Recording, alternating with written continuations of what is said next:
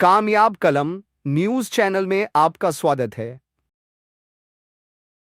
पूर्व मंत्री गोविंद राम मेघवाल ने धरना स्थल पर प्रेस वार्ता को संबोधित करते हुए कहा कि वर्तमान राज्य सरकार जनता के प्रति संवेदनशील नहीं है। भेदभाव की राजनीति बंद कर गरीब दबी हुई कौम का साथ देते हुए सड़क दुर्घटना में मारे गए एक ही परिवार के 6 लोगों के परिजनों को प्रत्येक परिवार के एक आश्रित को संविदा पर नौकरी और दूसरा 50 लाख रुपए परिवारजन को दिया जाए। उन्होंने कहा कि हमने कई मौकों पर हादसों के घटनाक्रम को देखते हुए मृतक परिवार के लोगों को 50 लाख से 1 करोड़ रुपए तक दिए हैं। मेघवाल ने उदयपुर में कन्हैयालाल दर्जी का उदाहरण दिया और हाल ही में मुख्यमंत्री भजन लाल द्वारा जयपुर में सड़क दुर्घटना में मारे गए एक व्यक्ति के आश्रितों को 50 लाख रुपए दिए जाने की बात कही।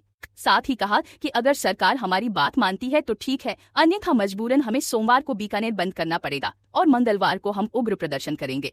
धरना स्थल पर केश कला बोर्ड के पूर्व अध्यक्ष महेंद्र गहलोत ने कहा कि सरकार हमारी सहनशीलता का परिचय ले रही है।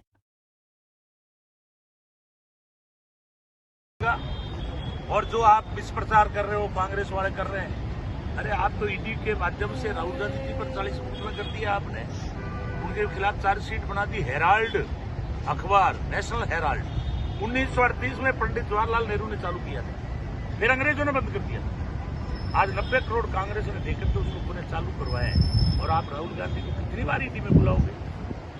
प्रताप सिंह कासिफियावास, जो कि मुखरों के बोलते हैं, हमारे पार्टी के पूर्व मंत्री, मेरे साथ कैबिनेट मिनिस्टर थे, कल से ईडी के घर बैठे।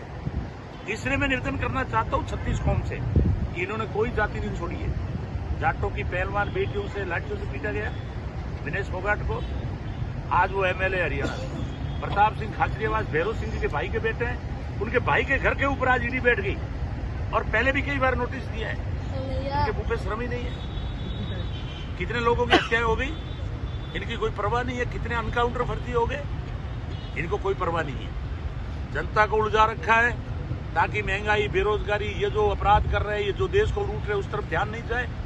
इसलिए हम लोग जो कांग्रेस विचारधारा के लोग हैं, या यूं कह दो धर्मनिरपेक्ष ताकते हैं, हम चाहते हैं कि हमारे देश में प्रजातंत्र मजबूत हो, संविधान मजबूत हो, सबका विकास हो।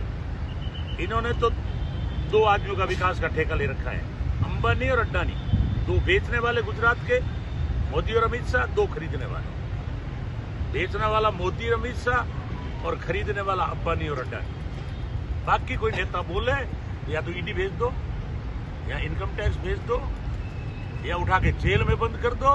अगर कोई डर गया तो अंदर ले लो।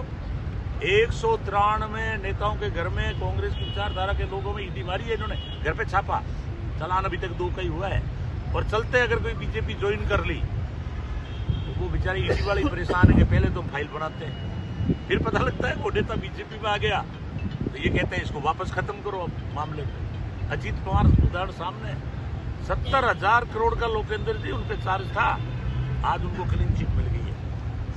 इसलिए बाकी एक और नियम है जो रमेश जी बता रहे थे ना,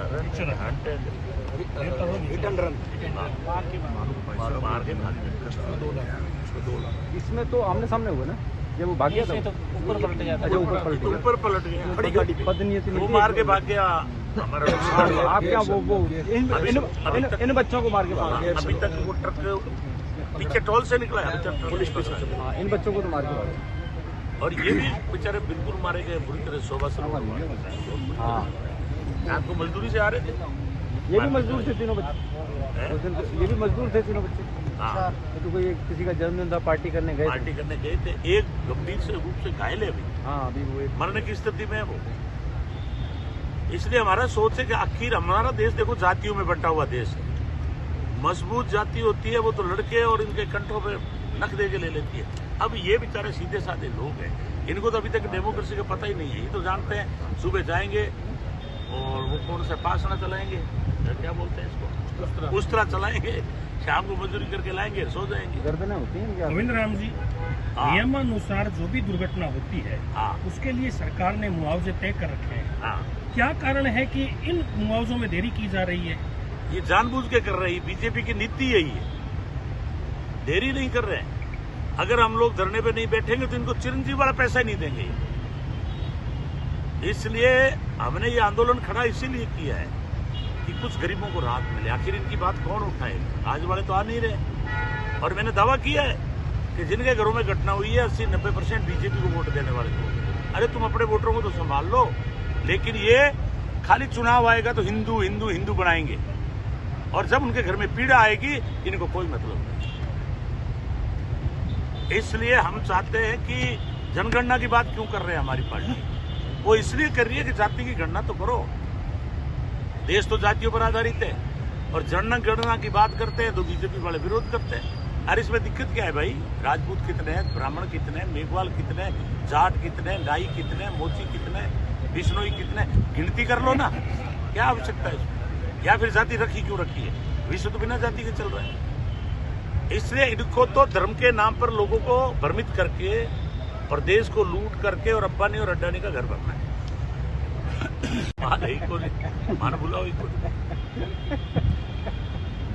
माल ढूंढे।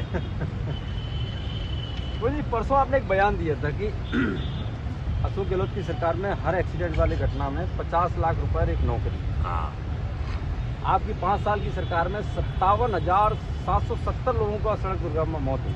57,000 और 270 अरब उसका बजट हो रहा है, और 57,770 नौकरी हो गई। कोई ऐसा दस्तावेज प्रमाणीकरण है कि आपने 5 साल में इतना बजट प्रत्येक एक्सीडेंट करने का। जैसे ये पुल डिफाल्टर है, इसमें सरकार और कितनों को मरवाना चाहती है? एक या विचित्र घटना हुई उसके अंदर दिए, जैसे कन्हैयालाल की हुई तो उसमें दिया 1 करोड़ रुपए उदयपुर। वो परिस्थिति देख करके और 10-20 लाख रुपए का आप चाहो तो आंकड़ा निकलवा देंगे, हर जगह दिया है। अगर कोई आ गया और डिमांड कर ली, अगर उनके ध्यान में नहीं लाया तो ये चिरंजीव योजना जो 10 लाख की है वो तो हमारी सरकार की थी, हमने ही दिया है प्रत्येक एक्सीडेंट में। पहले कौन सी योजना थी बताओ? हमारी सरकार ने कहा पहले दिया 5 लाख और फिर दिया 10 लाख। आप ये जो आप आंकड़े बता रहे हो, आप गूगल पे उठा लो, इनके हर घर में 5 लाख 10 लाख रुपए गए। इन्होंने तो उल्टा 5 लाख कम कर दिया। और विशेष परिस्थिति हुई जैसे जालोर का हुआ, पब्लिक जब सड़कों पे आई है वह 50 लाख की है। जैसे जालोर कांड हुआ, कन्हैयालाल कांड हुआ, उसके अलावा भी कई जगह हुआ। जालोर में मैं खुद 38 लाख रुपए हाथ से देके आया हूँ। इसलिए बहुत सारी जगह, लेकिन 10-10 लाख रुपए तो हर एक्सीडेंट में दिए। इनको तो कोई परवाह ही नहीं है। आप गूगल उठा के देखना। वो करवाया था क्या वो एटीएम पर? हाँ वो करवाया, लेकिन उसमें भी एक पेज क्या एटीएम भी 2-3 प्रकार के होते हैं, उसमें 3-4 प्रकार का। कोई भी एटीएम हो, आप तो एक बार आवेदन लगाओ ना, वो लगवाए। आओ भाई साहब, आओ। अब ये कह रहे हैं कि जिसने भी ई मित्रा पर जो इसी तरह की और खबरें देखने के लिए सब्सक्राइब करें कामयाब कलम न्यूज़ चैनल।